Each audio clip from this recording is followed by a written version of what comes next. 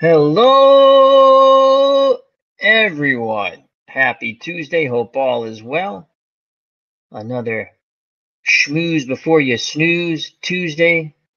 It is 9:44 Eastern Standard Time, United States of America. Hope all is well on this Tuesday evening. Hope everyone's Tuesday went well. What's going on today with everyone? We had some sad news today. Penny Marshall passed away. Laverne and Shirley started off on Happy Days and became a very good director, producer of films, and a little sad day. We're going to discuss a little bit about that in a little bit. So that was kind of sad. Someone from my childhood who, big sports fan too, and she directed one of my favorite baseball movies, League of Their Own.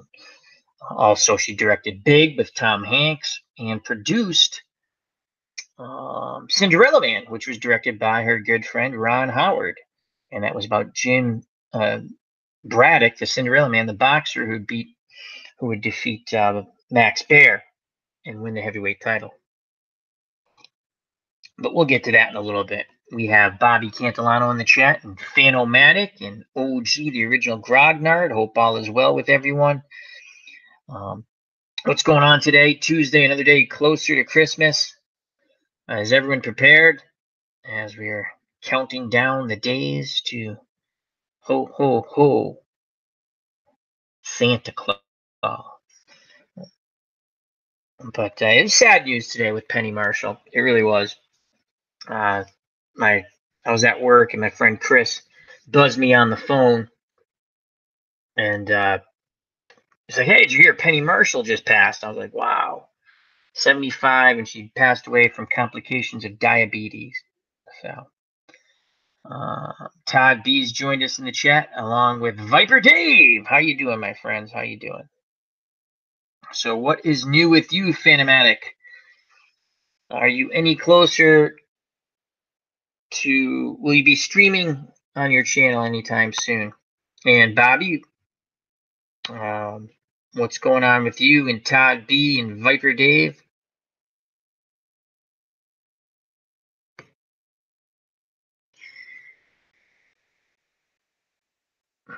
I don't know. I just, when the thing with Penny Marshall that I remember is the first time on Happy Days, her and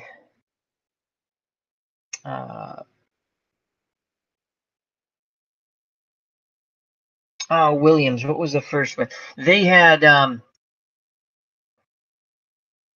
Laverne and Shirley was a spinoff on from Happy Days, and they were dates. The first time I remember seeing them on TV for Ron Howard, who was Richie Cunningham, and Arthur Fonzarelli. I think they were, or was it Potsy? I couldn't remember. Anyway, but they were a spinoff there, and then they would go on to do Laverne and Shirley. Which was, when I was reading her, I guess it would be the old, not necessarily the old bit, but the article on her passing. That was on for 8 years. I had thought it was 5 or 6, but that was on for 8 years. They had a really good run with Laverne and Shirley. And what was it? Cindy Williams. That's the co-host. And Cindy Williams was also in American Graffiti, which was an excellent movie.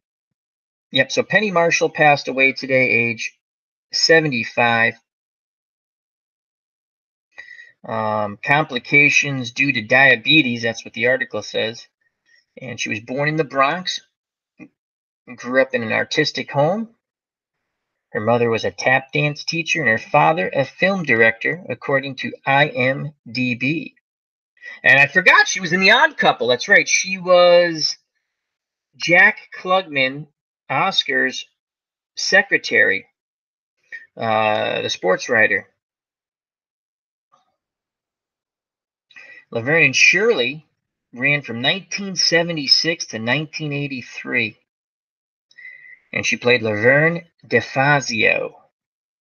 And they worked alongside Cindy Williams, blue-collar roommates, toiling on an assembly line of a Milwaukee brewery.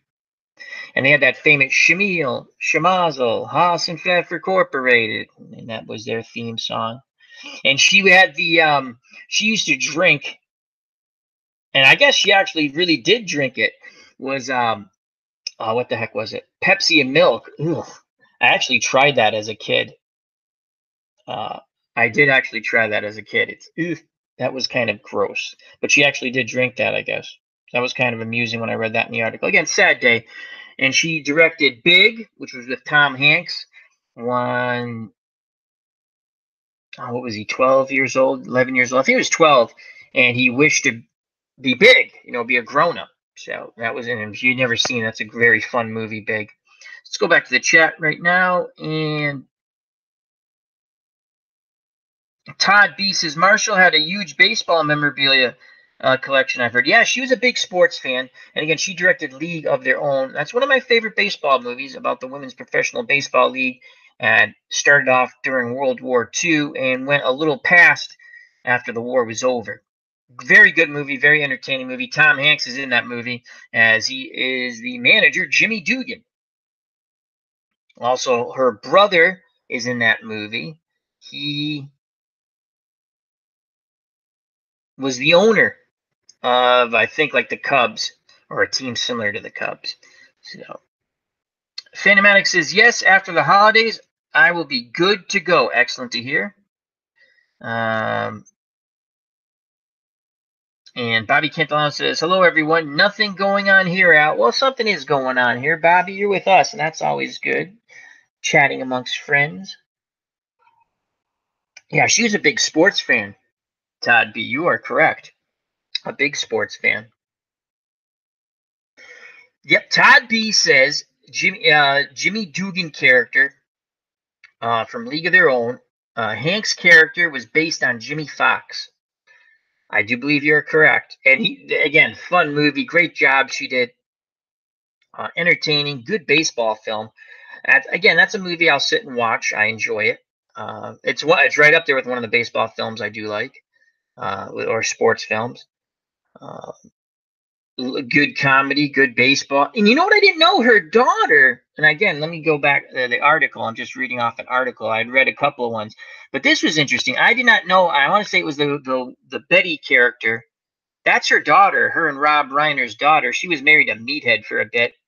Rob Reiner, who was on All in the Family. And I think the daughter played the Betty character, whose husband got killed in the Pacific, and Jimmy Dugan ripped up his baseball card. Because he had a baseball card of Jimmy Dugan. She was trying to get it signed when they first found out that he was going to be the manager. I don't know if this article has it, but it says she look here. No, it's just people tweeting out. Michael McKeon, who was Lenny on Laverne and Shirley, says, I don't know what to say. Tom Hanks, goodbye, Penny. Man, did we laugh a lot. Wish we still could. Love you, Hanks. So it was sad. I mean, she made a lot of people laugh. There's other people tweeting. Some of these people I don't even know who they are. And again, when on Laverne and Shirley, she had that. She'd wear those shirts or sweaters or whatever you want to call it. And she had the cursive L. So, and there's a clip of. I can't show any of these clips because I'll get whammied. But of League of Their Own. Again, League of Their Own, excellent movie. Also, Big was a really fun movie. Again, that's when Tom Hanks went to the machine, fortune telling machine, and he wanted to be big, and he was. And that was another fun movie. And what I did not remember was a very good boxing movie that Ron Howard directed. She produced Cinderella Man. I want to make sure I read that correctly. I had forgot. Which is the James J. Braddock story, Cinderella Man. Good movie. Didn't do well at the box office, which is a shame because it's a very. Russell Crowe played James J. Braddock. And let me just see if they have that. I was reading a few things after I found out she passed.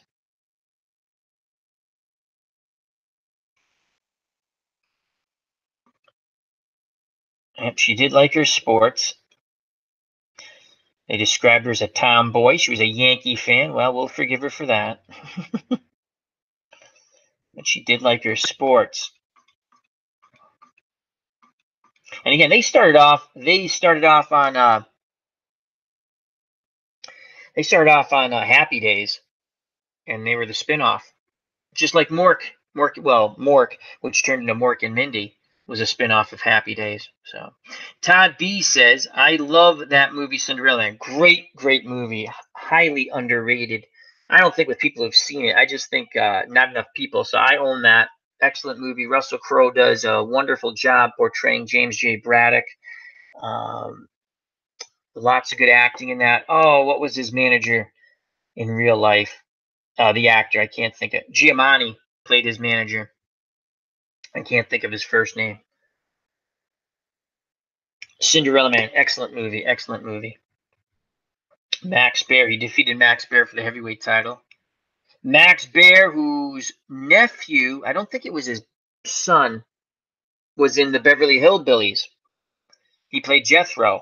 I think that was his brother's son, Buddy. I don't think Jethro, the gentleman who played Jethro, was Max Baer's son, but Max Baer and Buddy Baer do a little acting as they were on the West Coast. So, but that's kind of interesting that she, League of Their Own was just good. Like I said, good baseball, a lot of good comedy in it. It was funny. The scene on the bus when the driver quits because the little kid's driving him nuts, driving everyone nuts, and the little kid runs over. And you remember the mother who was on Monk? We brought that up a little while ago. What the hell was the little kid's name? Anyway, he covered the driver's eyes, and the bus nearly ran off the road, and the bus driver quit. And the chaperone was trying to wake up Tom Hanks and saying she was shaking him, and he grabbed her and he kissed her. And he's like, oh, and he says, oh, by the way, I loved you in The Wizard of Oz. I mean, it's just a good movie. Lots of good stuff there. There's no crying in baseball. We mentioned that a couple of weeks back. It's a fun movie. Fun movie, League of Their Own. Big was excellent. They had that famous scene in what the heck was that Toy Store, which they just brought back. They actually brought back the piano on the floor that you can jump on. It was Tom Hanks and Robert Loggia, and they're in bum bum bum bum bum bum bum bum bum bum bum bum bum. Stillwell, thank you. Bubba Husky's joined us in the chat. Stillwell, that was hilarious. That whole, and she would always feed him chocolate. And they're like, yeah. She's like, Evelyn. And then Madonna wanted to hit him with the bat. So F.A.O. Schwartz. Thank you, Todd B. And that was another really memorable movie scene in F.A.O. Thank you, dyslexia, Schwartz, where the piano, I guess you would call it a piano, is on the floor, and Robert Loggia and Tom Hanks are playing, what's that called, chopsticks, which was really cool. Again, Big was a really fun movie.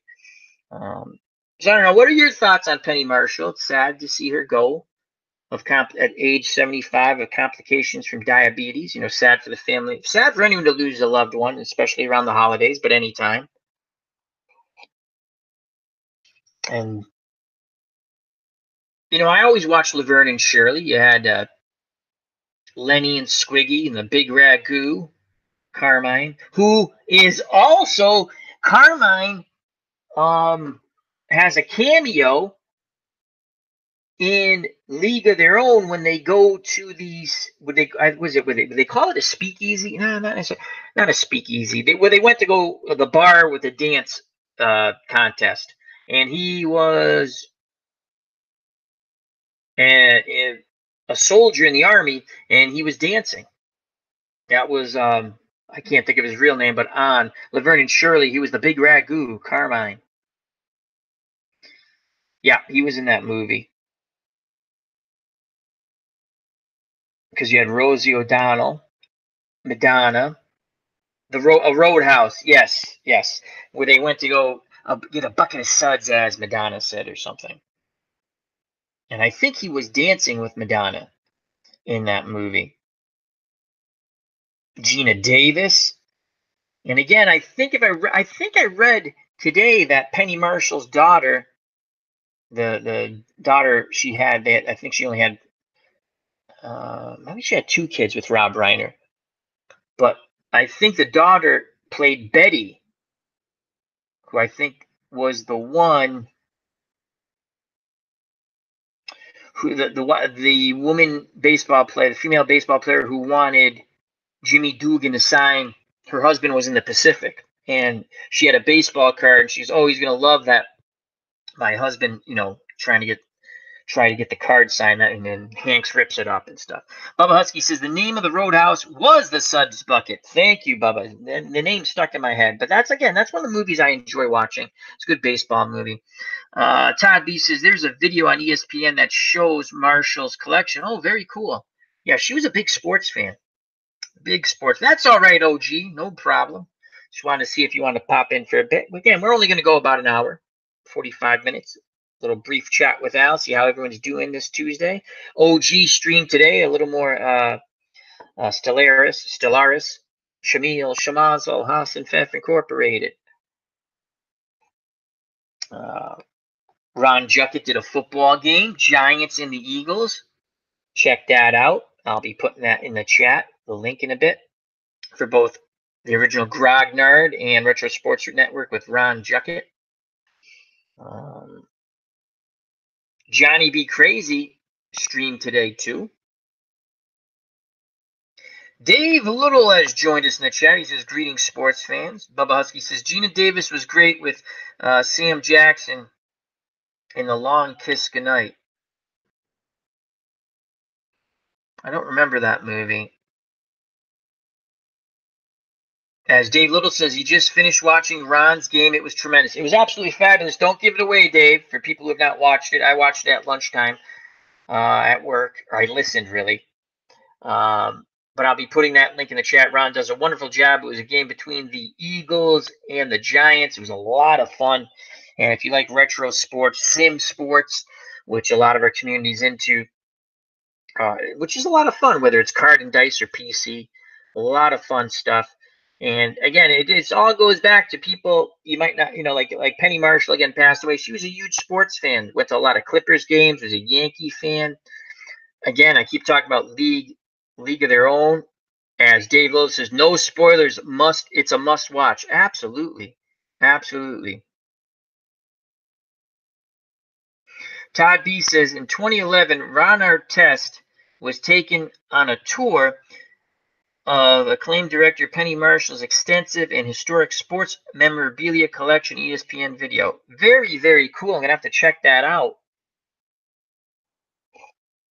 And again, I have some sports memorabilia, not a lot, but when you collect that stuff, it's something that brings you joy to look at it. My favorite thing in my collection, and I have to get that out of the cedar closet one of these days, which doesn't take long to go take it out of where I have it stored, is a Ring magazine, boxing magazine from I think it's 1938, and has Joe Louis on the cover. It's like my favorite sports memorabilia. I also have, I have, when you start off my stream, you'll see, where is it? It's over here. It's my Steve Grogan autographed helmet. Stretch over. Oh, crap. Knocked that over. Fix that. Hold on.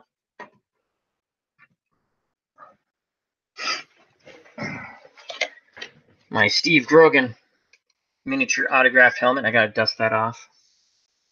He's my favorite football player when I was a kid. One of my favorite memorabilia things. So, that's, and then my Joe Louis, probably my Joe Louis boxing magazine. So that's pretty cool. I also have the Muhammad Ali Lewiston, Maine fight with Sonny Liston, with him waving for him to get up. The famous picture where you see Larry Merchant. If you look, actually, Larry Merchant's like lined up right underneath, like where he's sitting at ringside. These are Muhammad Ali's, legs. If you look right under his trunks, you can see Larry Merchant like this, at ringside. So I have that with a signature authenticated. I need to put it up somewhere.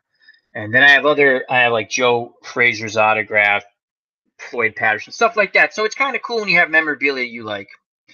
As Todd B says, Grogan could run out of the pocket too. Grogan was a good quarterback, very underrated, played on some good Patriots teams, played on some bad Patriots teams, but was a good quarterback. Tough, tough, tough, tough. Yeah.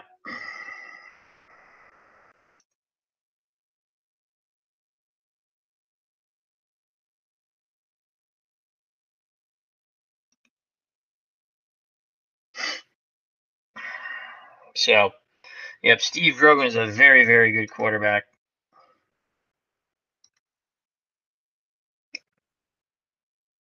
One of my all-time favorite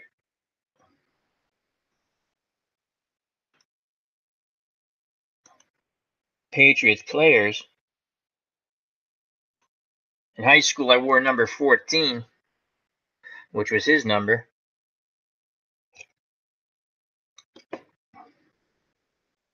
And I believe he went to Grogan came out of Kansas State. So, yeah, you're right, Bubba. You are right, but we already took care of that situation. Situation taken care of. Uh, what else is going on? How did everyone's Tuesday go? We're getting closer. We're getting closer and closer to Friday. Where's my little notepad? Here it is. Okay, getting closer and closer to Friday.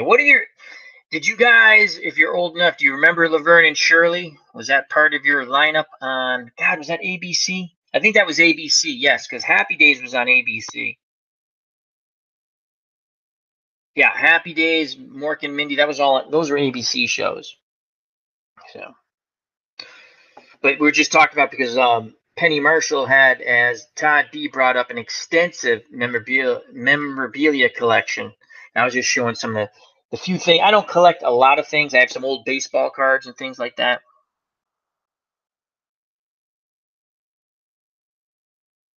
Tribes fans join us in the chat. Check out that fun channel. He's going to have a new Stratomatic project coming up after the first of the year. He says, I am not old enough to remember Laverne and Shirley. That was a fun show. Again, it was one of those 70s shows built around the 50s. Because that in the 70s, the 50s were the genre that they went with. As Todd D says, go Tribe! So, Bubba Husky Grogan played college ball in the Little Apple. Is that what they call it, Kansas State? Bubba Husky's on his way to work in a couple of minutes. You have a good evening of work. Stay safe, my friend.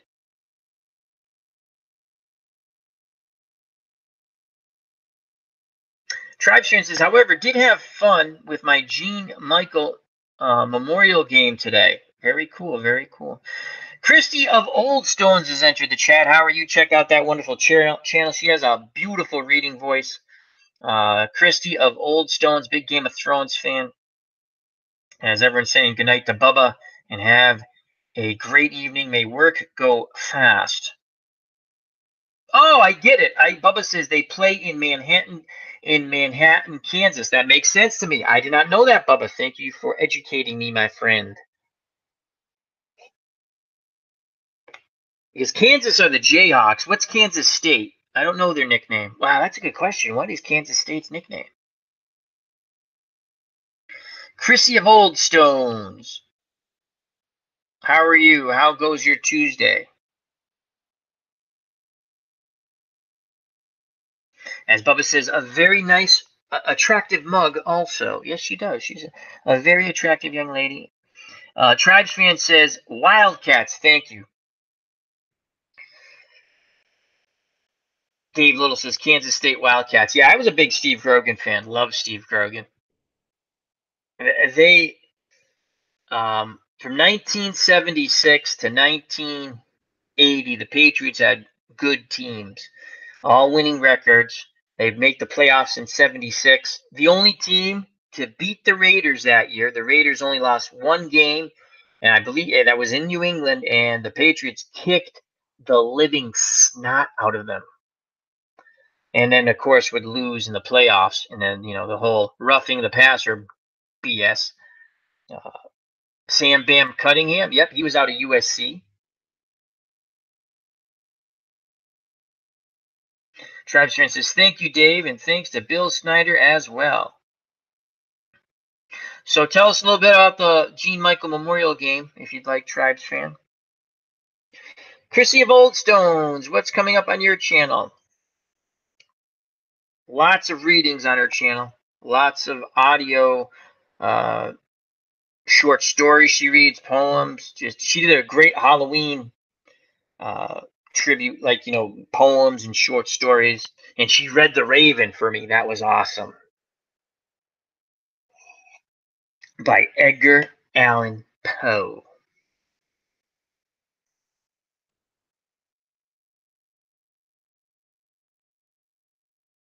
I'm trying to think what else.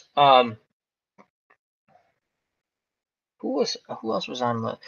Well, the guy who plays Lenny, Mike McKeon. Is it Michael McKeon? Go back here and get his name right. I think it's Michael McKeon. He was on.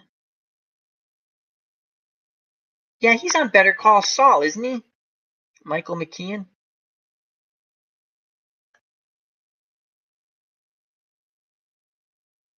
As Chrissy Voltstone says, I think I'm going to do Annabelle Lee. Cool. Excellent reading voice. That is like, you should do voiceovers. It's unbelievable how good you do that stuff. So anyway, those are my thoughts on Penny Marshall. Again, someone I grew up in childhood. Squiggy is a baseball scout. In League of Their Own, he was the announcer. I remember that. And I think he has a health issue. I can't. Oh God, is it?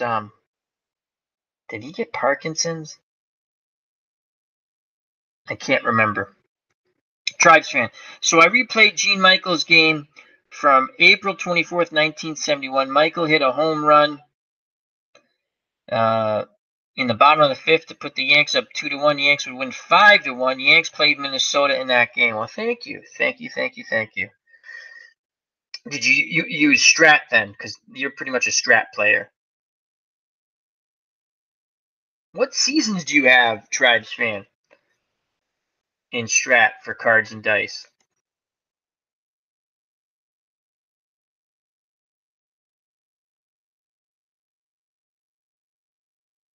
So anyway, those are my thoughts on Penny Marshall. Now we shall open up the show to the chat and see what you guys would like to chat about. We'll go about another 18 minutes, 18 minutes, and we'll call the stream. TribesFan says, I have 1967, 1971, and 2016. Those are some good years. 1967, the Impossible Dream Team, Boston Red Sox, led by, Triple Crown winner Carl Yastrzemski. Also a sad year for the Red Sox. Tony Caligiero would get beamed in the eye. What was that? Jack Hamilton from the Angels got him. As the ball just went right. They were wearing the ball just hit him right under the helmet. Caught him right here. And his year was done. Though Caligiero would come back in 1960. He would be out all of 68. Would come back in 69. Played quite well. And played quite well in 70. And then was traded to the California Angels. He would retire because his vision issues came back. Would make a brief comeback with the Red Sox in 1975. Actually did hit one home run with them and then retire again because of the double vision thing. Would go on. He had a stroke at the age of 42 in the early 80s, and a sad ending to his life. Promising baseball career, Tony C. He was from a local kid from Massachusetts out east. I'm actually playing his rookie season in Out of the Ballpark 19. I throw a game up on my channel every once in a while. Tony Calignero, great ball player. What might have been, as they say, what might have been for Tony C. Try chance is, and the Royals, Blue Jays, Cubs, and Mets from 2015 for the starter set, where they do the League Championship Series teams and All-Star teams. Oh, very cool. They do All-Star teams? I picked up, they had a set. I have one over here because I got it. I picked up the 80s and 90s card set, card and dice, which they have the 86 Mets, the 86 Red Sox, some of the teams from the 80s. And the 90s had, I picked up both A and B. And they're nice sets. I don't necessarily want to have full seasons. And what I realized is I can actually make these for my PC. Because I have the history collection, so I can actually pick Roger Clemens. Like, we can just look at Roger Clemens real quick. I have the basic, but, this is the side when you play the PC game. Can you guys see that? And I can just actually make these. I think I will be making the Red Sox, the 86 Red Sox, and the 86 Mets. It's easy enough to do. I got the information, and you can do it. A little time consuming, but all the information, I can make them so I can actually play on the PC also. Bobby Cantalon says Massachusetts. Woohoo! Now, Bobby, you're down in Florida, correct? Oh, we had a windy, cold day up here today. Holy cow! It was like a wind tunnel. Wind chill 9 degrees in the morning. Tri-Trans, and that was my starter set to see if I like it or not. Cost me 0 thanks to Amazon. Well, that's cool. Obviously, you do like it. Strat's a fun game. I rail against it. I'm not going to go into that, but I rail against it. Because the few times they have a sale, and when I punch in the code, it goes, "You're not eligible for the code." I'm like, what? What does that mean? I spend money on Stratomatic. Anyhow, I'm not going to rail against Strat. And like I said yesterday or the day before or whenever, they have like a witchy woman thing over me, a spell, because I always go back and buy stuff there.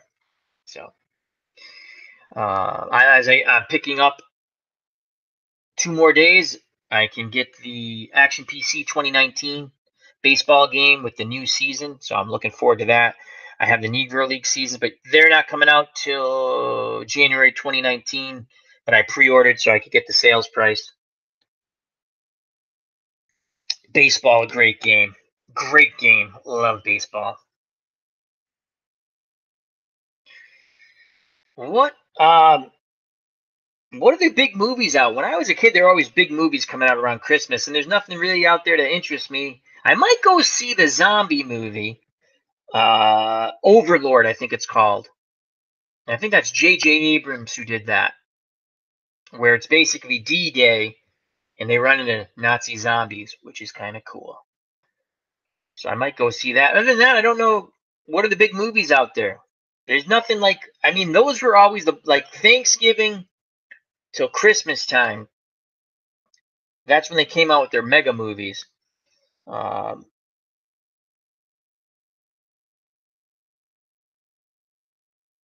B says, I would like Action PC if it wasn't a closed engine. Are you meaning you don't see the way the engine works? Again, that doesn't bother me. I play card and dice. I play a lot of PC. It's just everyone's preference. There is a lot of strategy. It's not just a point. Some people, and I understand when some people don't like the closed engine. I get that.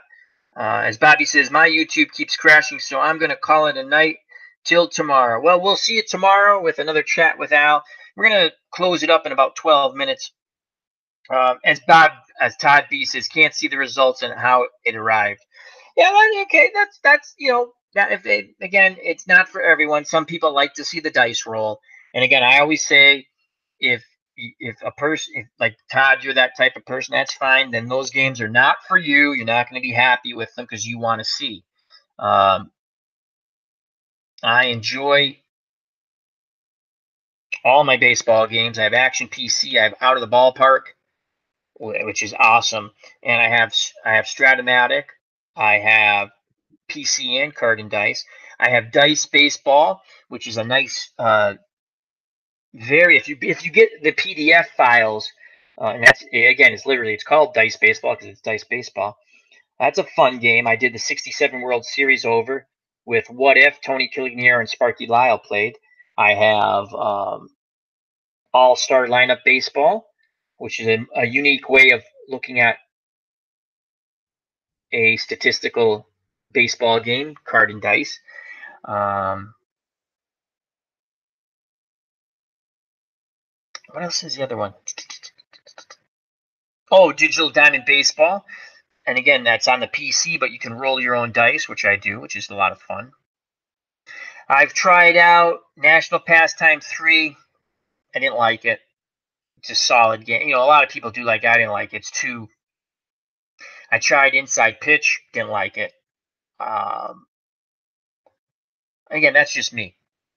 So, Tribesman says Mary Poppins Returns, Aquaman, Bumblebee, and Sherlock Holmes. Ooh, I like Sherlock Holmes. There's a third Sherlock Holmes movie coming out with Robert Downey Jr. You know what? Those movies are really fun and to me. I'm a big Sherlock Holmes fan. I have all the books. I have a 3-book huge hardcovers, 3 of all the Sherlock Holmes stories. Love Sherlock Holmes. I love the new one with Cumberbatch or whatever his name is. I like the old black and white ones with Basil Rathbone as Sherlock Holmes and Nigel Bruce as Watson. I love the Jeremy Brett ones that the BBC did. Big Sherlock Holmes fan. So that's good news, Tribes fan. I don't care much for Aquaman. Everyone knows I'm not a big Aquaman fan. I don't care if they got the guy from Game of Thrones playing Aquaman. It's still Aquaman. Ugh, Aquaman.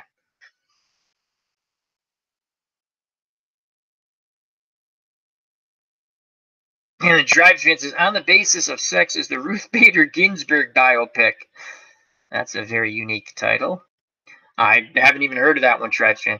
Todd B says, I like Digital Diamond, but I wish someone would help me with pictures. Oh, okay. The pictures, if you go to Replay Baseball, I'll put the link in a little bit. And you just have to do first name underscore last name. And I think they're set up that way already, and they should load up automatic. Some names you have to tweak a bit to make them load. Have you ever been on that replay site, Todd B?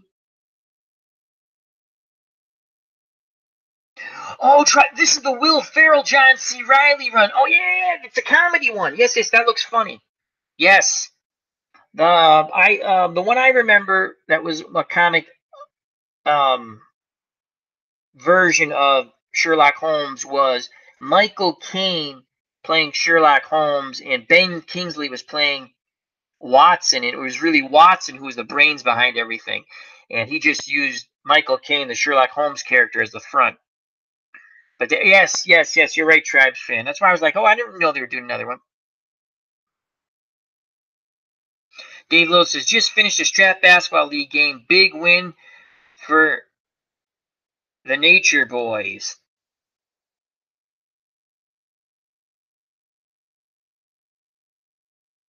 Tribes fan goes, woo! Okay, so Todd B says, I have. What's Blazing in Sports has jumped in the chat. Wonderful boxing channel. Yeah, check that out. All things boxing. Great knowledge by T-Dub. What did you think of the fight a couple weeks ago? The Fury Wilder fight. How did you see it? I had Fury winning by 2 points. Though, I could see the draw. The 2 knockdown, especially the knockdown. I was in shock that Fury actually got up in the knockdown in the 12th. JD's joined us in the chat.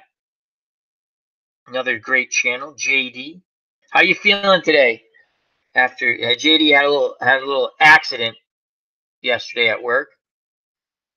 How you feeling, buddy?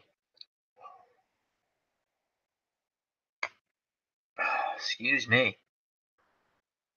Yeah, if you go on that replay site, Todd B, and they have a whole thing of baseball picks. And it's like it takes a little bit to download. And then if you take those and put them in the photo file for Digital Diamond Baseball, most of them are going to load. So, what's Blazing Sports says, I saw it as a draw or tip to Fury, but that was watching it as a fan and calling it. JD says, sore but getting better. As what's T-Dub, what's Blazing Sports saying hello to everybody. Yeah, because there are people tweeting that night of that fight, bigger channels. And I'm sitting there going, they're like, oh, Fury's got this, Fury's got this. And I'm like, well, he got knocked down, right? He got knocked down twice. And after 6 rounds, I had it 4 rounds. Excuse me. Coffee belch. I had it 4 rounds to 2 for Fury. And I'm thinking, well, if you give another round the other way, that's even, you know? Todd B says, thanks, I'll look into it. Digital play-by-play is very good. I enjoy the game. Hey, you Pack Mules jumped in the chat. How you doing, my friend? Todd, do you want me to put the link in there, Todd, for you? What's Blazing Sports says, it was a close fight. It was a close fight. You know who the loser is? Anthony Joshua. Because Fury and Wilder can make money again. And Joshua, now if I said this on my after chat, as it was 2 in the morning, and I kept waiting to see if T-Dub was going to do one, and he didn't. I don't know. Is your streaming back up, or are you still in limbo for a bit, my friend T-Dub? And Todd B says, sure. All right, so I'll keep talking. If I'm not looking at the camera, I normally don't anyway. I'm going to just put this link in, and if you're a sim replay fan, there's a ton of great stuff. Let me close that. Let me open this. Hopefully no ads will play. And bear with me a moment, as I think if I just type in replay, Field of Dreams, Sports Replays, Field of Dreams, that's what it's called. Click on that. And go to downloads. And no, don't play that freaking ad. And let's go to baseball. Click on that. And let's put this copy and paste. And this is called Sports Replays Fields of Dreams. And Todd, if you go there, just scroll down till you see the Action PC photos. Those photos will work with Digital Diamond. You have to scroll down past the golf, past the hockey, past the basketball. Keep scrolling down. Then you get to Action PC Baseball, and you want to click on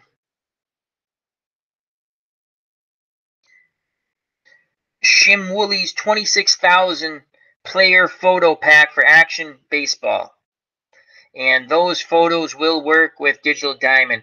And because they are first name underscore last name. That's the ones I use, I'm pretty sure. Those should work. And then all you have to do is put that file, once you download it, you want to put that file, you want to go to your Digital Diamond Baseball, and you want to locate where the photos are. And what I would do is just put one in. Just copy one in so you can see if you got it, because there's 2 locations. I can't remember if it's Digital Diamond or Strat that messed me up one time. But anyway, if you put those in, as the original Grognard says, Shmooze does a ton of stuff for Action PC games. He does a lot of the fan-made golf courses. Yes, he does. It's amazing. Excuse me. It's amazing. It's excuse me. It's amazing how much that this is a great replay. A lot of good free stuff on there. Photos, seasons, if you have it. Again, for Action PC and for a lot of other things. Teed Up from What's Blazing in Sports says, I use the second channel under... Oh, no wonder I didn't see you. My main channel is still in limbo. All right, well, that'll be up before you know it. As Todd B says, Digital Diamond is quite a good buy. Yeah, all the seasons are free. And Clinton Parks, a good friend of the channel in the community, he's done a lot of work with Digital Diamond, the creators of Digital Diamond Baseball. So if you ever see Clinton Parks, check out that channel. Please subscribe to it, along with the original Grognard, What's Blazing in Sports, AU Pack Mule, Tribes Fan, JD, all great content creators, as well as Beatles Eternally, The Dog Show, all great content creators. Stratomatic Delaware, and I usually forget people, and I apologize, but check out who we subscribe to, the featured and related channels. Chris from Higher Ground Gaming, Tabletop Baseball with the Earls, Baseball Demos with Dave, another fun channel. Lots of good stuff. Todd D says Navy vet. OG's a Navy veteran too. Thank you for your service, gentlemen. Yeah. They have what's going on, AU? How are you doing today? Wow. Uh-oh. Frog in my throat. Anyhow, so yeah, that is a great, if you're into sports sims, sports replay, Fields of Dreams, absolutely excellent. House Sanchez has jumped in the chat. He says, Sanchi is here. What's up with the Pats? Time for Brady to hang it up? Question marks, question marks. That's a really good point. I don't know if he's not playing to 45, or he might play to 45. They have been not playing quite well. Pittsburgh, I thought they would win that game. I obviously thought they would win in Miami, even though they have trouble. That game was won.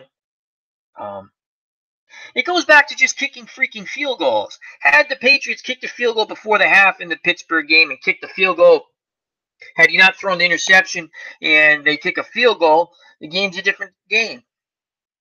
The Patriots are playing bad. A lot of teams in the NFL, we'll segue to the NFL real quick. We've seen two of the wildest weeks in the National Football League that I can ever remember. It's shocking. The big surprise, and I'm very happy for Cleveland Browns and their fans, are the Cleveland Browns. They are, what are they, 7-8-1 now? No, they're 6. Are they 6-8-1? 6-7-1? The Browns? Anyway, the Browns are playing quite well. The Patriots close out with the Bills. Is it the Bills? I think it's the Bills and the Jets. As Tradition says, 6-7-1. And that's a really good, I mean, hats off to them. That would be a wonderful story for the NFL if the Browns can somehow sneak into the playoffs. I don't know if they still have an outside shot. I thought they did, but I don't know after the Sunday night and Monday night game. Though the Monday night game shouldn't affect them that much, obviously, because those are NFC teams. What was the game that they... So, Tribes fan, I mean, it's a long shot even if they could make the playoffs, but it'd be something. So they're 6-7-1. That's 14 games, 2 games to play. They can be 8-7-1. That would be absolutely outstanding. The Browns play tough. It's because they're owned by a Vols fan, says Bubba Husky. As Tribes fan says, it would take a miracle to get in. Yeah, because I remember they were talking about the scenarios for the Browns. It would be something, though. I think it would be absolutely excellent for the Browns to make the playoffs. The NFL has just been I don't like parity. I hate parity. I hate what the NFL's done. I'd rather have super teams. And I'm not talking about the Patriots being a super team or whatever. It's important to have very good teams that the fans can root for or root against. Now, the parity, some people say, it keeps a lot of teams in the game. But my God, It is just, I don't know. I don't like the parody in the NFL, and I hate the officiating. The officiating is god awful in every game, in my opinion. Back to the chat. Bubba Husky saying hello to JD and AU. Todd B. Better chance to win their division, but the Steelers. Yeah, that was it. They needed the Steelers to lose. The Browns still have a chance, Bubba Husky says. House Sanchez. Haslam is a Vols fan. Bubba Husky. They play Cincinnati this week. I think he's talking about the Browns. Tribes fan. Colts and Titans have to tie in week 17 in one of the scenarios. JD, don't talk about those Broncos. They killed me in my football pool. As he says, freaking Broncos. He said a different word. He didn't say the fudge word. He said the mother of all swear words, as they would say in the Christmas Story movie. But he says he still loves them. You got it. They're your team. Bubba Husky says, yeah, the names plastered all over about half the buildings on the UT campus. And House Sanchez says he did not know that. But the officiating in the NFL is god awful. I want them to go back to no blood, no foul. I'm sick of seeing holding calls from across the field. Now, if it's a pass play, I get it, because the quarterback might have thrown over there. If it's a running play and the play's on that side of the field, like the run went that way, a holding on this side with a wide receiver or tight end means nothing. You know what I'm saying? It means nothing. Go over, tell the guy, listen, we don't hold anymore. We're going to keep an eye on you, and the only reason why we didn't throw a flag is because the play went the other way, but we will throw a flag on you. There's too many flags in football. It chops up the flow of the game. There's no flow in these football games. Again, that's just my opinion. So, Bubba Husky says his son, the governor and former mayor of Knoxville, are you talking about the owner of the Browns? I think he is. Tribesman would love to see pass interference be 15-yard penalty instead of spot foul. They're talking about some of that. I'd like to see them go back to let them hand check all the way down until the ball's in the air. Obviously, if you push someone to the ground, that's pass interference. You know, T-Dub, what's blazing in sports? Too many flags. Absolutely. And here's the thing. You'll see it in every game. Because I like watching the red zone. But you'll see it in a lot of games. They will miss what looks like a personal foul on a big hit, a dirty hit, in my opinion. And there's no flag. And then they're calling a ticky-tack. Oh, you hit the quarterback. And it looks like a regular touch. It looks regular, like nothing happened. TW, what's blazing sport? It's become too touchy. Oh, absolutely. They have to go back to no blood, no foul. That being said, if there's a cheap shot, you can end that nonsense right away. Throw them out of the game. You know, cheap shot. It was last year or the year before when they're talking about Carolina Panthers quarterback. God, I always forget names. And I can see him. Oh my God, he just played. Anyway, the Carolina Panthers quarterback. People were getting mad at his dad, and I went online, just Cam Newton. Thank you, House Sanchez. As soon as you put Cam in there, I'm horrible with names. It's my faux pas. It is my. I'm just bad with names. I can't help it. There's Clinton Parks, Todd B. Clinton Parks. He does a lot of work with Digital Diamond. Thank him. He's helped out with a lot of seasons. And he says, hi there. Just got done. 1929 Boston versus Washington. Digital Diamond cardiac baseball at its finest. Is that going to be up on your channel? Remember, check out Clinton Parks, another great baseball sim channel. Anyway, Cam Newton, he took a lot of dirty hits. And people are like, oh, he's a big guy. He's a big kid. Yeah, well, you still don't have a right to plant your – and again, I'm not a Cam Newton fan. I don't dislike him. I'm just saying I don't root for that team. I'm a Patriots fan. But I've seen more hits on him where the guy will plant the helmet under his chin. They'll spear him. Those are dirty hits. Throw a flag on that, right? And again, I'm a Patriots fan. I'll just use Tom Brady as an example. I'll see a normal hit on Tom Brady or a normal hit on Aaron Rodgers, and they'll throw a flag. And I'm sitting there laughing. I'm like, that's just a normal hit.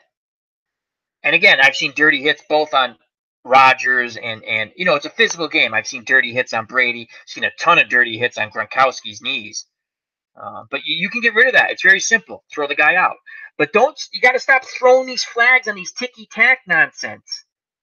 As T-Dub says, it's way too touchy. When there's a legitimate foul, throw a flag.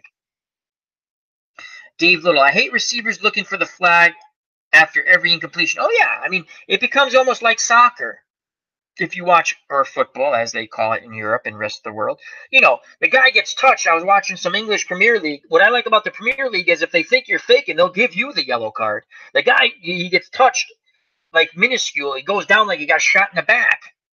It's embarrassing. I get it. They're trying to get a foul call, but come on, it's embarrassing. JD says, oh, the XFL is coming back. Laughing. Let's see if they can stay around.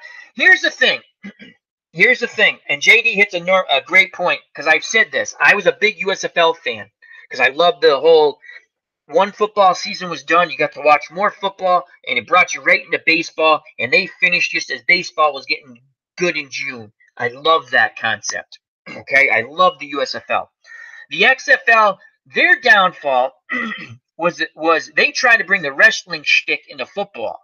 Just as JD put, just go back to playing football. The XFL, and there's a couple other leagues opening up, but I think it's the XFL that has the best shot because they have McMahon backing them once again. I think he's a very smart person, regardless of what you think of him. Yeah, that was stupid. The whole thing with the names, he hate me and all that stuff. But whatever, that was.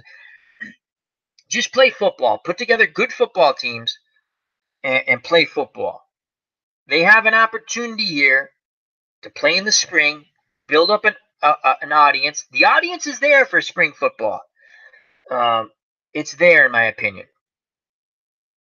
Todd V says, agreed, XFL, too much shtick. Just go out and play football and let the characters come out themselves. If someone has, or I shouldn't say characters, personalities, don't promote it. If the guy has a good personality, it's going to come out.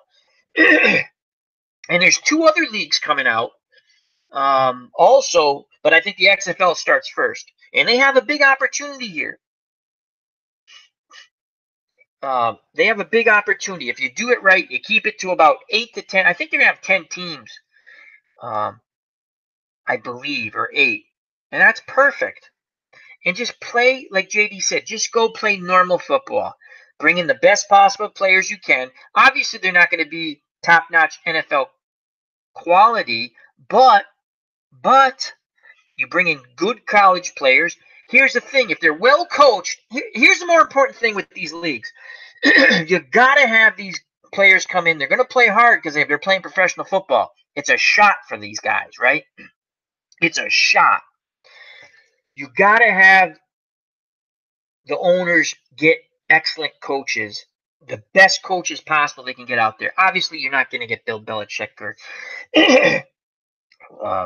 Nick Saban. But you have to get good quality coaches who are going to put the effort in, because if you take good players and you coach them up, you're going to have a good product on the field. And it is important for them to put a good product on the field. And then when they play week 1, it's got to be up and running. They cannot treat week 1 through 3 as exhibition. I know they're going to have exhibition games. If I was them, I wouldn't even put the exhibition games on TV. Now, they might want to do it to promote the league, obviously. But you really have to put – I think it's more important. It's important to get good quality kids out of college to play in, and we'll use the XFL. If I was running the league,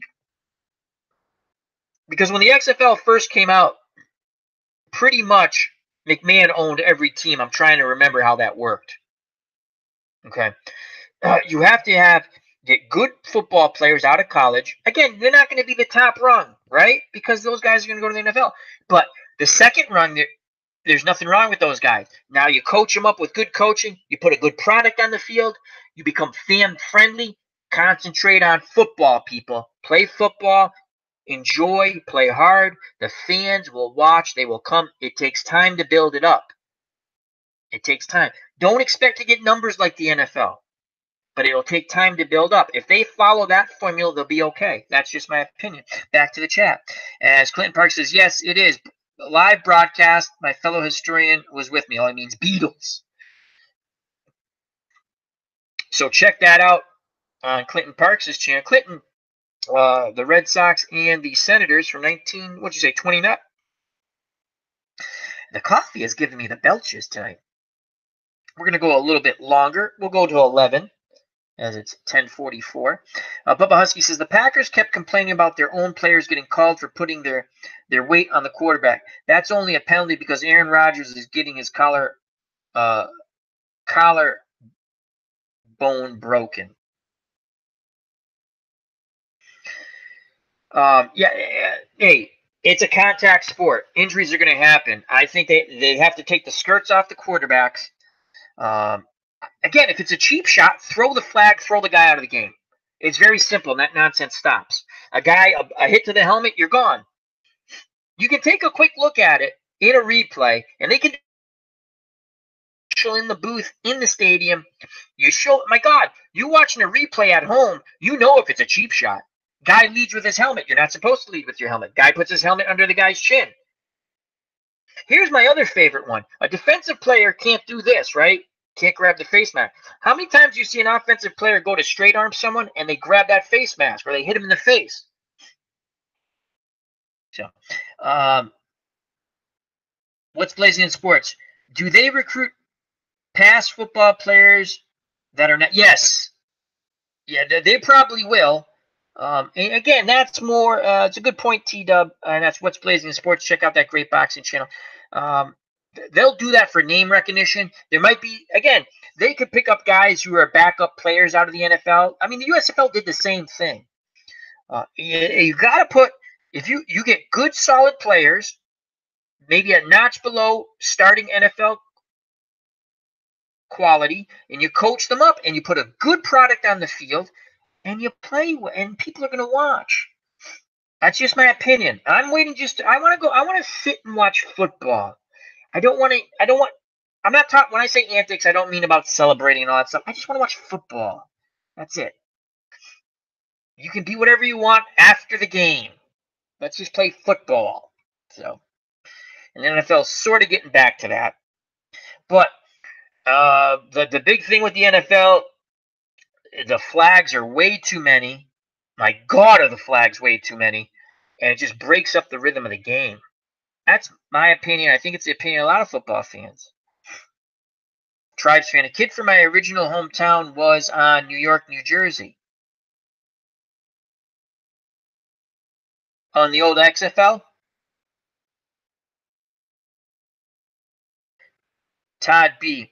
If they sign big names from college, maybe they can be like an ABA long ago.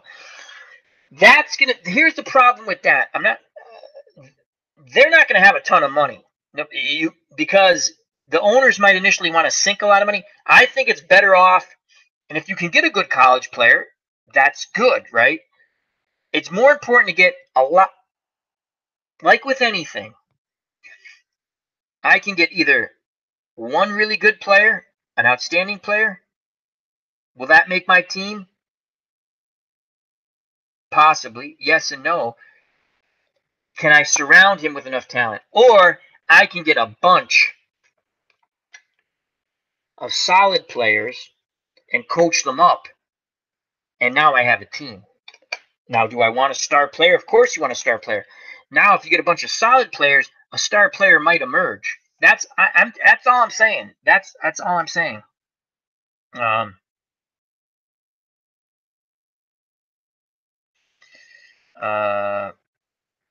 What's blazing sports? JD, I can see them picking up some old NFL players who still have. Yes, we were talking about that as you brought that up, because it's a name recognition thing, and if the guy can play a bit, the guy can play a bit. Bubba Husky, quarterbacks wear the same helmets and pads as the guys hitting them. JD agrees with what's blazing sports 100%. Yeah, again, those guys can still play, but they can't. I think teams that are going to be successful are the teams that are going to look to build a team as a whole, right? You build a team as a whole, as opposed to getting that one great player. Now, if you can get a really good player and still build around that player, obviously that's good. But my strategy would be to get a bunch of good players, coach them up, make them understand what you're trying to do with anything, whether it's coaching, sports, developing people in business, training someone in the workplace. You have to convey your message and what you want done. And you have to make the person understand how it should be done and the way you want to do it. And as soon as they get it, they will be successful. The person will understand, they get it, they're happy, they're moving towards the goal of the organization. Most people want to do well. Todd B, maybe they can sign Favre and get Manning to ditch the nationwide commercials, LOL. That'd be the Senior Football League. Tribes fan, the XFL or AAF will take all those undrafted free agents that left college early. What's blazing in sports? Right. Backup players, newly retired players, and top college players that did not get drafted. But yeah, that's the way I go. I would go that way. There's still a lot of good talent out there. The USFL was highly successful. People forget they won the lawsuit. Okay, the USFL, the ESPN did a great thing, the Little Big League or something like that. One of their documentaries, and I'm a huge USFL fan. I still watch old games every once in a while on YouTube. There's a channel called USFL Forever or something that I subscribe to, though. I think they've knocked some of those videos out on copyright things, which is silly. I was a big USFL fan, loved it. I just loved, and so many people forget how many great players came out of there. And what happened was Donald Trump, the president of the United States, he had the New Jersey Generals, and there are a couple other owners, and what they were trying to do were to get their teams to merge with the NFL, not necessarily the whole league, but the Generals. I want to say the Gamblers, the Houston Gamblers, and somebody else. And he got enough owners to say, yes, let's move to the fall. Now, I always thought that was a huge mistake. That being said, they did win the lawsuit against the NFL. The problem was they got a judge who paid them $1. So they won the lawsuit against the NFL as a monopoly or something like that. Like they controlled all the TV. They couldn't negotiate with the television markets. They won the lawsuit and they got $1. As Tribe Stream says, small potatoes was that 30 for 30. Yes, it was excellent. I mean, you had Jim Kelly out of the USFL. Reggie White went to the USFL. Maurice Carthon, Herschel Walker, Doug Flutie. I'm forgetting a ton of players. And you had guys who jumped. Brian Sipe went from the Browns to the New Jersey Generals in their second year, I believe. He didn't quarterback in the first year for the Generals. Who else? You had a lot of backup quarterbacks jump to the USFL. Boston had a team for 1 year, the Breakers. It was funny. It was an 18-game schedule. The Patriots were not good in that year. The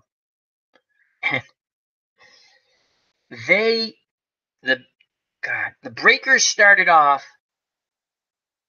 either 8-1 or 9-0 or 7-2, something like that. And then I was like laughing. I was like, oh my God, they're going to make the playoffs. And I'm like, they literally would have to go like 1-8 not to make the playoffs. And I think they literally went 1-8 and they missed the playoffs by one game. And they had John Walton, John or Joe? Was it Joe Walton or John Walton? And he was predominantly a backup quarterback in the NFL. I mean, they called him Old Man Walton because he hadn't played professional football. My God. I got to look up his number. And again, he was just a journeyman backup quarterback. And he played pretty good in the USFL. They had a couple of decent wide receivers. And they played at Nickerson Field, which is the football field for BU. And no one went to the games. The home games were all blacked out in the state of Massachusetts. So even though you didn't live, you couldn't watch. So I only saw the Breakers play away games, and I would listen on the radio. What the hell channel picked them up? But I was a big Boston. I was so sad when they left. They had Andy Johnson, the former Patriot, but he got hurt right off the bat. That was their big signing, Andy Johnson, the former Patriot, who was injured at the end of his career. Great Andy Johnson. God, was he from? He was an option quarterback out of, was it Georgia? I got to look that up. But he was an option quarterback, and the Patriots drafted him 1973, 74. And they turned him into a running back with him, Sam Van Cunningham, Don Calhoun. Who was the other guy they had? I mean, and Grogan could run the ball in the 70s, the quarterback. Oh, and Andy Johnson, what a running team they had. They rushed for a gazillion yards in 1976 without a 1,000-yard rusher. They had 4 guys with like 700 or more yards. It was Sam Van Cunningham, Andy Johnson, Don Calhoun. I'm forgetting who's that 4th guy. And then they had Steve Grogan on top of it. God, I can't think of that 4th guy. Oh, Tribes fan says Steve Young in L.A. Yep. The L.A. what the hell were they called? Express. The L.A. Express. The L.A. Express. I'll tell you what. The initial championship game for the USFL between the Michigan Panthers and it was either the Philadelphia Stars or the Baltimore Stars because they moved. I can't remember where they were first. Was an absolutely outstanding championship game, and you can find that on YouTube. As Todd B says, Andy Johnson was from Georgia. Thanks, Google. Yeah, he was an option quarterback, and they turned him into a halfback, and he could also throw a halfback pass. He was a good ball player. I want to say he hurt his knee. He had a leg injury. That's what I remember, and he was never the same. He came back. Like in 76 was his big year. 78, I think he was injured quite a bit in 78. Or 80. He was injured a lot in 80. And when he went to go play in the USFL, he was pretty much done. I want to say he got 20 carries for the Breakers, but that was their huge signing. Andy Johnson out of the Patriots. And he gladly took the money. Good for him. It's probably the most money he ever made to go play for the Boston Breakers. Yeah, Steve Young. He had, oh, God. Yeah, because they had, let's see if we can remember some of those teams. Oh, I love the USFL. This is going to be fun. So, let's see. You had the Boston Breakers, the original league. They moved to New Orleans, then Portland, then New Orleans. But we'll say Boston Breakers, New Jersey Generals, Tampa Bay Bandits,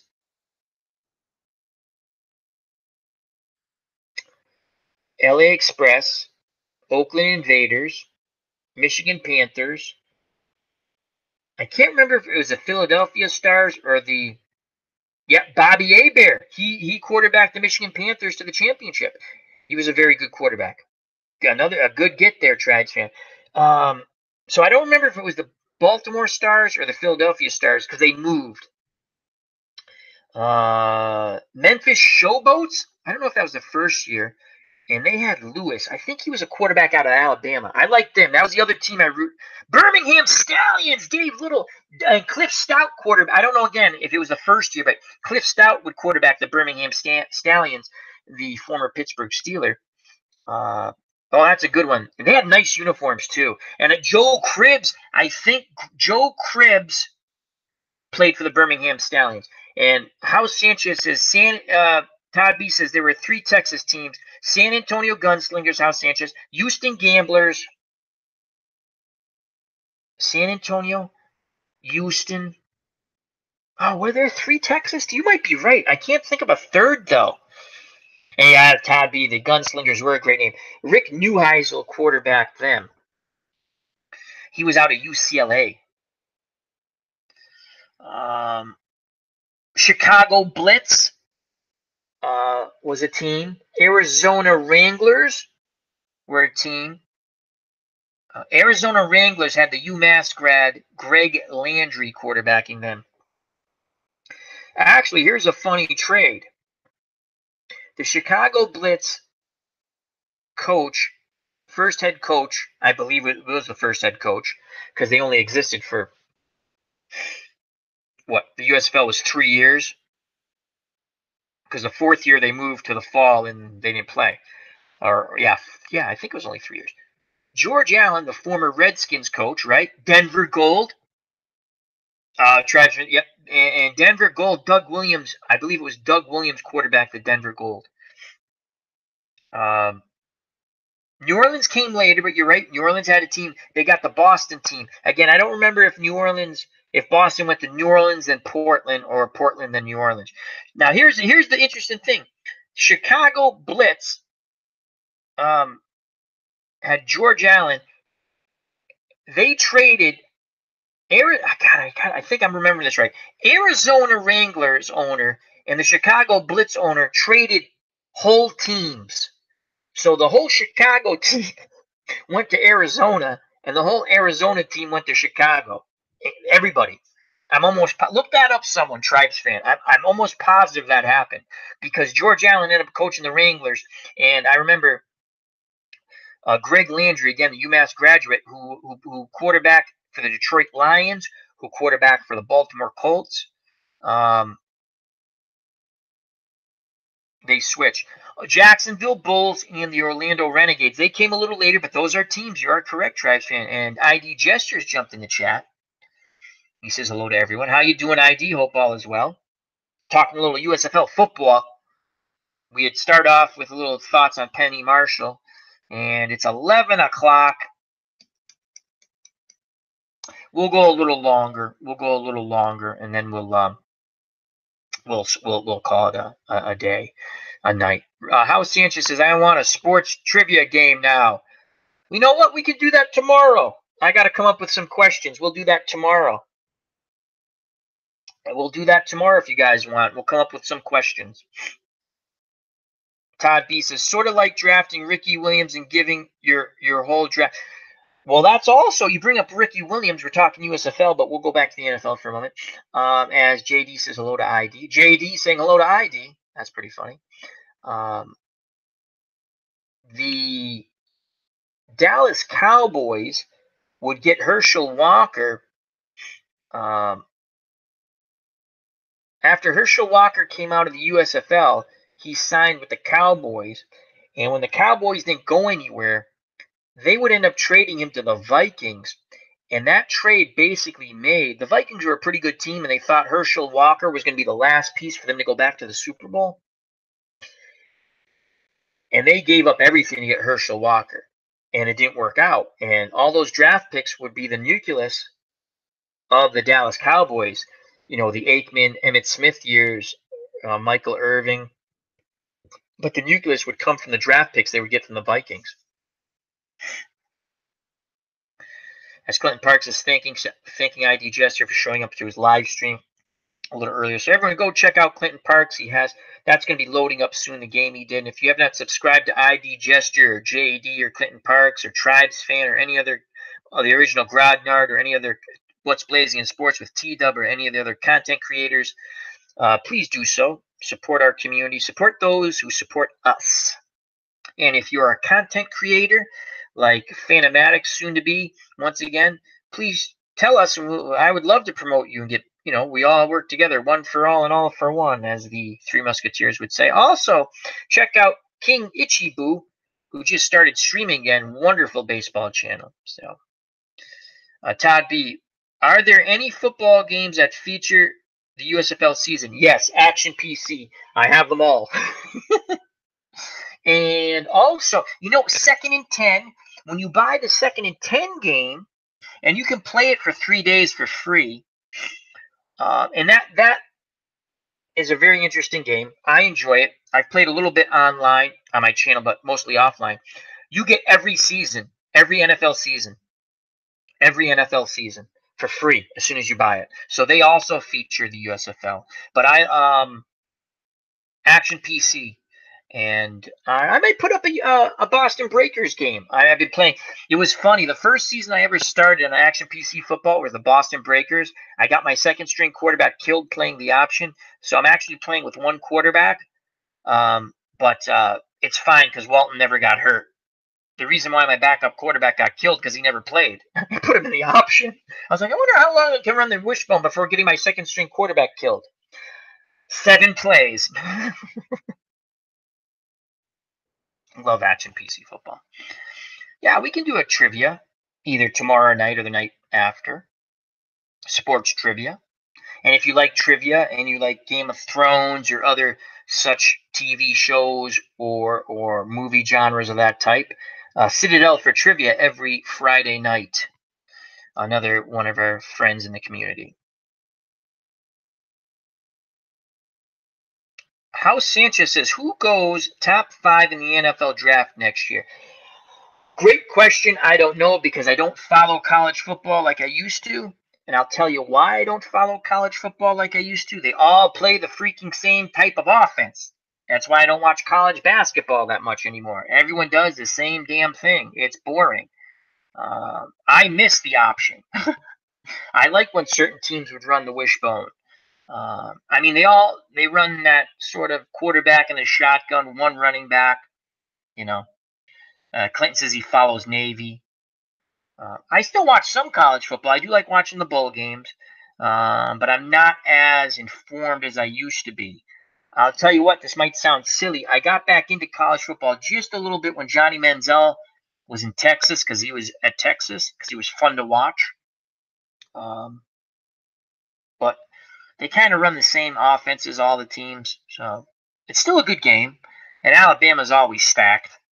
I was having a discussion with my father the other day at breakfast, how Nick Saban, obviously he's just going to stay in college now because, not that he was a bad coach in the NFL, but when you're in college, you can recruit the players you want. You have absolute dictatorial control. And I think one of the most successful college/professional football coaches has to be Pete Carroll. He's won a Super. Now, granted, you should have ran the ball against the Patriots on the goal line, which was really asinine. Thank you for throwing the interception. Yay. But Pete Carroll won a national title and a Super Bowl. And there's not. I was trying to think of. Is there anyone you can think of a college coach who is pretty successful as an NFL coach? And Pete Carroll is the first one to pop into my head. The other one, I'm going way back. Not way, way back, but not, for me, it's not way, way back. For other people, it might be Chuck Fairbanks, who coached the Patriots, and he came out of Oklahoma, and he had a good Jimmy. Oh my God, you're right. Baseball demos, absolutely, absolutely. Oh my God, I can't. Baseball demos. Jimmy Johnson. Yes, Jimmy Johnson won national title and a Super Bowl. Yes, Jimmy Johnson, probably the most successful. And check out Baseball Demos. Dave from Baseball Demos, another wonderful channel. And you have Barry Switzer. I'm going to be honest with you. I never thought Barry Switzer was a good coach, period. They recruited well at Oklahoma, and he basically delegated at Oklahoma just like he delegated in Dallas. And he took over Jimmy Johnson's, because he came after Jimmy Johnson. And Jimmy Johnson went down to Miami, the Dolphins, and he put because he had badmouthed Shula, and he came out of the booth to go coach again. And he did a decent job down there. Great. Baseball demos with Dave, Jimmy Johnson. Yeah, so we have Jimmy Johnson, Pete Carroll. I guess we have to see. I don't think Barry Switzer was that good of a coach, to be honest with you. Chuck Fairbanks sticks in my head because I'm a Patriots fan, and you want to read something bizarre. You read about the 1978 Patriots with I think it was with 2 games ago or 3 games ago, they fired Chuck Fairbanks. They're going to win the division. He gets fired because the Sullivans find out, they own the Patriots, they find out he was negotiating to go back to college because they weren't going to pay him the money, and they fired him. And the players revolted, said they weren't going to play if you didn't rehire. They weren't going to play if you didn't rehire Chuck Fairbanks, and that commotion of that just ruined the season. They had a home playoff game against the Oilers. Yep, I believe it was against the Oilers. They were big favorites. The Oilers were banged up, and the Oilers beat them pretty handily.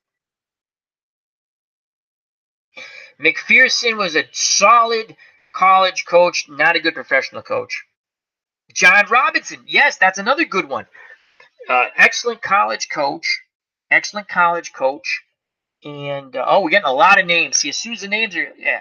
And then he coached the Rams. Tom Coughlin, House Sanchez. There's another excellent one. 2 Super Bowls, and he coached. Tom Coughlin coached BC. Yes, yes. So there are, again, that's why I love having the chat, because I don't remember everything. Again, Pete Carroll was the one that stuck in my head. But Jimmy Johnson, again, highly successful. All these guys are highly successful. McPherson, good college coach. He also coached. He was also the head coach at UMass. People don't remember, way back in the day when they played 1AA.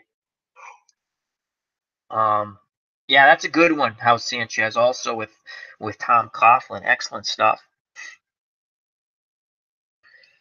But so I guess it goes back to, we were talking about the XFL, the spring football is going to start up again. I think that's next year, though. I think, or maybe it is this year. And my whole point was, instead of trying to sign big name players, go out and sign good quality players, get enough of good quality players, and coach them up. Get good coaches. Harbaugh, San Francisco and Michigan. There's another good one. As Todd B says, Butch Davis and House Sanchez quickly with the rebuttal. No. Butch Davis, was he the head coach at Miami for a while in college? And then the Browns? House Butch did lead the Browns to a playoff spot, Tribes fan says. House Sanchez says, horrible pro coach. Well, I think sometimes that jump, again, college coach is a dictator. He controls everything. If he is successful, the whole school bows to him, and he can recruit the players he wants. I mean, how hard is it to recruit for Alabama? We're in the national title. We're in the top 4 every year, right? And I'm Nick Saban. And come play at Alabama. That's about how that shtick goes, right? Saban equals overlord, how Sanchez says. Again, he is a great college coach. He did it at LSU and Alabama. He's a great college coach. But you have more power as a college coach. Let me close this out. I don't want ads to run on this. I had that site up. It's all we need, an ad to run. So, but yeah, the USFL, I loved it. I've always been a huge USFL fan. I was a huge Boston Breaker fan. The 1 year Boston had the team. As House Sanchez does now give a little credit to Butch Davis. Tribe, you're right. Their last playoff win. So, Tribe fan. Saban was an assistant for Belichick and the Browns in 1994. Yep, they have a very good relationship, Belichick and Saban. And his father, let's see, we'll do a little trivia here. Just a little bit of trivia, something that popped in my head that I know the right answer for. His father was Lou Saban, known as a head coach for the Buffalo Bills and the Denver Broncos, but he was also associated with another sport and another team. And Lou Saban, what was it? What was the other sport and team? And I'm pretty sure I got this right. I'm sure if I don't, I know I have the sport right, and I'm pretty sure I have the team right. So Nick Saban's father, Lou Saban, was the head football coach for the Denver Broncos and the Buffalo Bills. In fact, he has a very famous line. You'll see the clip. They show it. At on NFL Network a bit, and it's him actually as a head coach for the Broncos in the late '60s or the mid '60s, and he looks. They're killing me, Whitey. They're killing me. So, House Sanchez says University of Miami head coach Lou Saban. And he was with another professional sport, not as a coach, and actually a very prominent franchise in that professional sport. So think about that just for a little bit. We have 17 more minutes to go. We're gonna call it a stream at 11:30. I went much longer than I thought I was going to go. But we're having a lot of fun. Baseball demos, John McKay, USC, and Tampa Bay. That's a good one. That's a good one. And again, he had a great line. They asked John McKay, again, another great NFL Films line. They go, what do you think about the execution of your team? He says, I'm all for executing them. In the Tampa Bay team. As Clinton Parks has got it correct, the Yankees. I believe he was a scout. He was good friends with George Steinbrenner. But you are right. Lou Saban was a baseball guy also. Lou Saban. And I think he also, you know what? I believe he also was a head coach of the Boston Patriots at some point. So I believe Lou Saban was a head coach for the Patriots, Broncos, and definitely the Buffalo Bills. I think those are the three teams that I know of that he was a head coach for. Clint Parks says he was president for 1 year. Yeah, he was a good baseball guy. I always liked Lou Saban. That was another one of those fringe good coach. I mean, he was a good coach, never had a really good team. If you put Lou Saban on a good team, on a really good team, he could figure out a way to win. You know, so he was a good coach. You play the hands you're dealt, the cards you're dealt. House Sanchez, oh God, baseball, John McKay with Tampa Bay, LOL.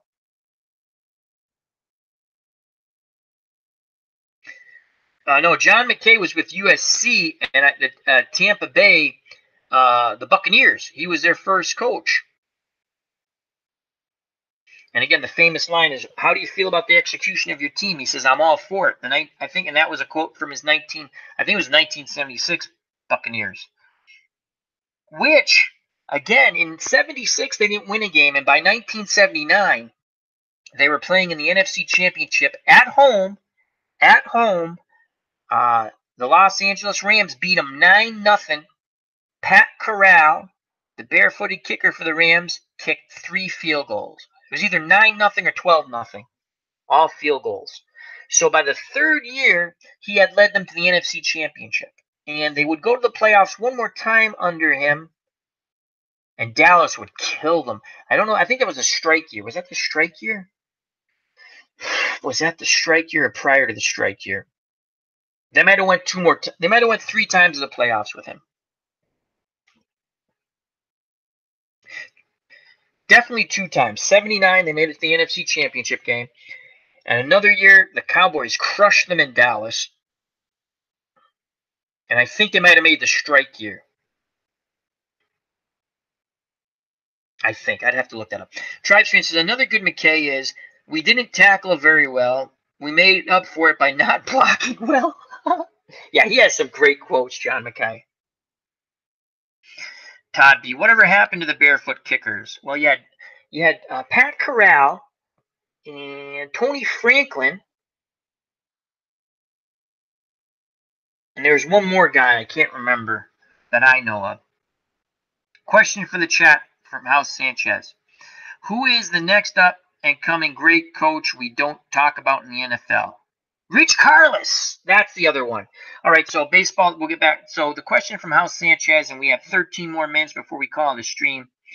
And we'll be back tomorrow. Thank you, everyone who jumped in. We started off, again, we talk about pretty much anything.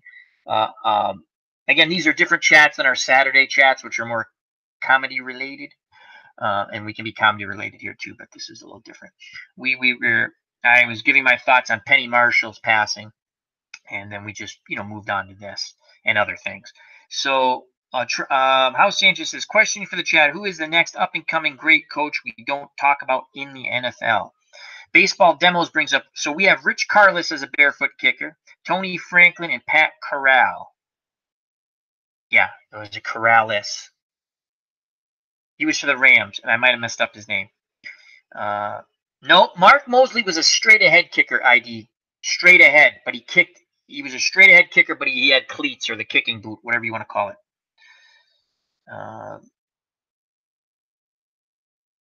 Tribes Fan says, good night.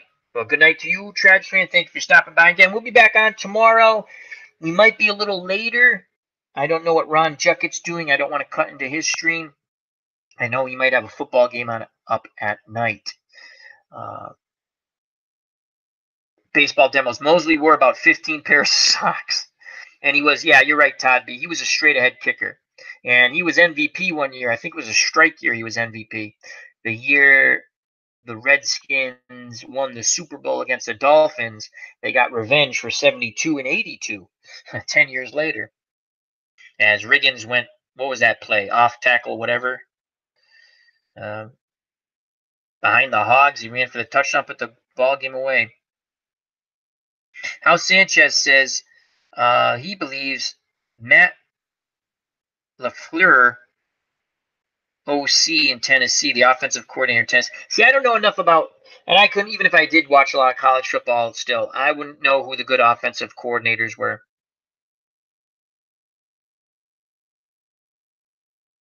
Original Grognard says Brian Schottenmeyer is the offensive coordinator for Seattle. Is that Marty's son? Marty Schottenheimer's son? Marty was a good coach, just never could get over the hump with that big win. I always liked, and he was a linebacker for the Patriots briefly. A good football player, Marty Schottenheimer. As he says, original Grognard says, not expecting much of him, to be honest, though. Todd B, should more kickers be in the Hall of Fame? I'm going to tell you a kicker who definitely should be in the Hall of Fame, Adam Vinatieri. Unbelievable still. Adam Vinatieri should be in the Hall of Fame. House Sanchez says Marty Ball. Meaning I think about the Schottenheimer. And original Grognard says, yeah, Marty is his dad. And Todd B says agreed. I think he's talking about the Andrew Vinatieri. Definitely should be in the Hall of Fame. He's made a gazillion big kicks. And yeah, I was just watching him on Sunday. He's still banging away for the Colts. It's incredible. That's a funny thing because that's a good question. But I definitely, Adam Vinatieri should get in the Hall of Fame, in my opinion. Because the kicking game is just so tremendous now and important. I'll tell you one thing. If head coaches just have to realize, put points up on the board. If you don't have the touchdown, put the field goal up on the board. Don't chase points. The one tremendous thing I agreed with Bill Parcells, I didn't agree with him all the time, though I liked him as a head coach for the Patriots. Didn't like what he did at the end. In my opinion, I know he took the job for the Jets before the Super Bowl. I knew it just by Bill could be a stubborn guy, Bill Parcells. But something that he said that should go down with every head coach, don't chase points until you have to. Just put points up on the board. It's a simple concept. Most coaches don't use it.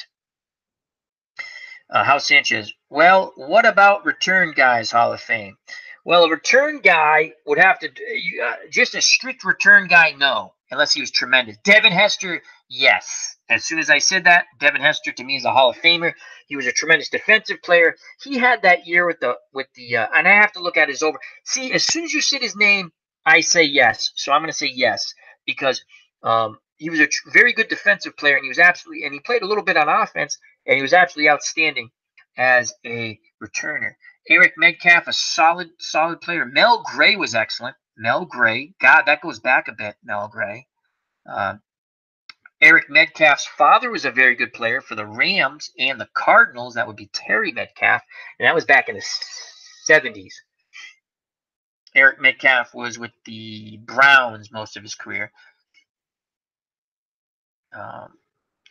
Returners, they usually do something else, whether they're a scat back or a third down back, a third receiver. But yeah, returning, the special teams is a huge part of the game in football. It can win you games, it can cost you games, as we all know.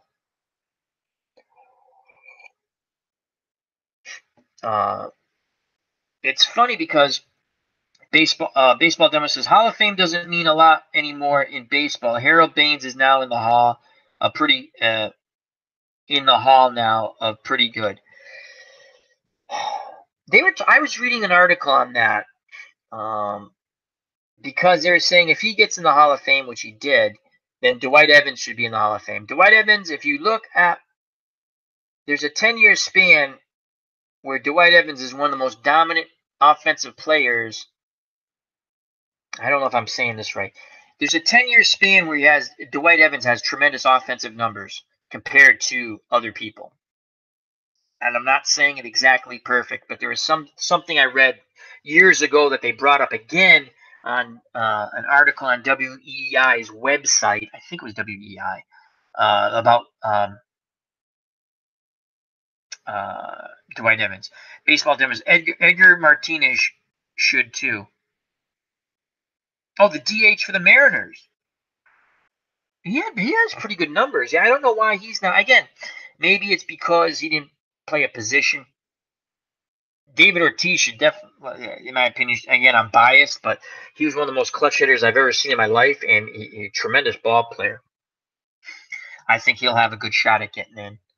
Yeah, Baines, very good player.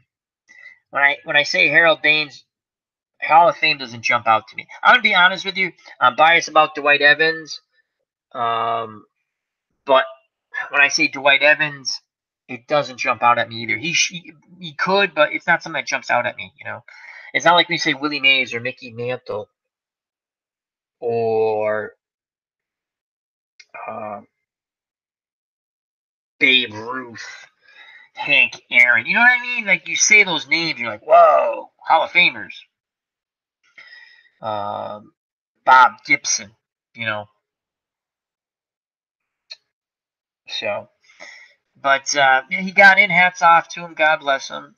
We'd have to. That could be another thing. We could pull up stats and compare them at another point in time. We have 5 more minutes to go, and then I'm gonna call the stream out. I'm gonna just start my thank yous now, and then we'll finish up. Again, we start off with my thoughts on Penny Marshall. God rest her soul. I enjoyed Laverne and Shirley as a kid. She also directed League of Their Own, Big, with Tom Hanks, and also produced Cinderella Man, a Ron Howard film, and that was on Gentleman James Braddock. Who upset Max Baer for the heavyweight title coming out of nowhere when he won like 4 fights in a row. So, as JD, thank you to JD. Thank you to AU Pack Mule. Check out those 2 great channels. Todd B, thank you. Check out Baseball Demos. He says Carmine, that's his last name, Raguso, the Big Ragu. I couldn't remember his last name on the show, but I remember the Big Ragu. He has a cameo in League of Their Own. So thank you to Todd B. Baseball Demos. Check out that great channel. JD, check out another wonderful channel. AU Pack Meal, all wonderful content creators. House Sanchez, thank you. Original Grognar, wonderful military strategy channel. Clinton Parks, Baseball Sim channel. Tribes Fan, another great content creator. ID Gesture, another wonderful content creator. As we all support one another. I'm scrolling up. If I miss you, I apologize. Bobby Cantilano was in the chat earlier on, and I can only scroll up so far. Arnold Hunter. Oh, I missed Arnold. I missed this question. So, are you picking up? Yes, Arnold. If you're still in the chat, I apologize for missing that. Arnold asks, are you going to pick up Action PC Baseball 2019? Yes, I am. Ron Junkett is also. And he'll be streaming on that same day. I'll be streaming probably a day or 2 later, maybe later that night. But yes, I'm sorry. Thank you for joining us, Arnold. I didn't see that in the chat, and I apologize. What's Blazing in Sports? T-Dub, wonderful boxing channel. Dave Little, thank you. Bubba Husky, thank you. He was in the chat earlier. I continue to scroll up. We had a wonderful time in the chat. And again, if I miss you, I apologize. I can only go up so far. And maybe it's going to let me go. Oh, Chrissy of Old Stone stopped by. Another wonderful channel. Beautiful. She does narrations. Check out her channel. Wonderful reading voice. Continue to scroll up. Phantomatic was in here. I don't know if he's still here. He's going to be streaming soon after the holidays. So thank you, thank you, thank you. And it did let me go all the way up. And hopefully I got everyone. And if I didn't, I apologize. Thank you very much for coming to the chat and the channel. Greatly appreciate it. As Todd B says, thanks out for the picture info. Nice chat. Thank you guys. And we'll be back tomorrow. I don't know what time I'll be on. Sometime after Ron. If Ron Junkett streams at night, I'll be on after that. If he doesn't, I'll be on around the same time. So thank you. We have 2 more minutes. So I said all the thank yous. And check out all the content creators. And if you don't know who's a content creator, just scroll on their name later and 3 dots will come up. Like, see, I'm on baseball demos, and you click on the 3 dots. Obviously, you can't see this, and it says go to channel, and you can see what they do. And baseball demos is a great channel, as he has 2 wonderful streams. He's doing a Mark Fidrich and a DeGrom for the Mets. Yes, DeGrom. As again, I'm horrible with names. We'll never forget Mark Fidrich's name, though. The bird is the word. So we have 1 more minute. And with 1 more minute, that means I'm going to sing, because that's what I do at the end. And I actually printed up a song we were talking about, a Christmas song. I'm going to butcher it, but it's going to be fun. And the 11 poor people left in the chat will hear me sing or jet as fast as they can out of here. It is the Heat Miser, Snow Miser song from A Year Without Santa Claus. I'm Mr. White Christmas, I'm Mr. Snow, I'm Mr. Icicle, I'm Mr. 10 Below. Friends call me Snow Miser, whatever I touch turns to snow in my clutch. I'm too much. Bum, bum, bum, bum, bum, bum, bum, bum, bum, bum, bum. He's Mr. White Christmas, he's Mr. Snow. He's Mr. Icicle, he's Mr. 10 Below. Friends call me Snow Miser, whatever I touch turns to snow in my clutch. Bum, ba, bum, bum, he's too much. And I'm going to skip that other part because I really don't care for that part. And we're going to go back to he's Mr. White Christmas, he's Mr. Snow. He's Mr. Icicle, he's Mr. 10 Below. Friends call me Snow Miser, whatever I touch turns to snow in my clutch. He's too much. Bum, ba, bum, bum. Now we go to Mr. Heat Miser. This is for Bobby Cantillano. Bobby Cantillano. She's already left the chat, but it's for Bobby. And now it's Mr. Heat Miser's portion of the song. I'm Mr. Green Christmas, I'm Mr. Sun. I'm Mr. Heat Blister, I'm Mr. 101. They call me Heat Miser. Whatever I touch starts to melt in my clutch. I'm too much. Bum, ba, bum, bum, bum, bum. And then they would break in with the little minions. They'd say, he's Mr. Green Christmas, he's Mr. Sun. He's Mr. Heat Blister, he's Mr. 101. They call me Heat Miser. Whatever I touch starts to melt my clutch. He's too much. Thank you. Bum, ba, bum, bum, bum, bum. He's Mr. Green Christmas, he's Mr. Sun. Sing it. He's Mr. Heat Blister, he's Mr. 101. They call me Heat Miser. Whatever I touch starts to melt my clutch. I'm too much. Bum, ba, bum, bum, bum, bum. And that's for Bobby Cantillano, the Heat Miser, Snow Miser song. And till tomorrow or next we meet, health and happiness. Merry Christmas, Happy New Year. God bless. And you know it's coming, folks. You know it's coming. Make sure you give the ones you hug and love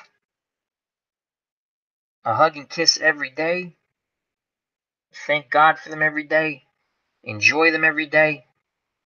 God bless. Until next time, peace.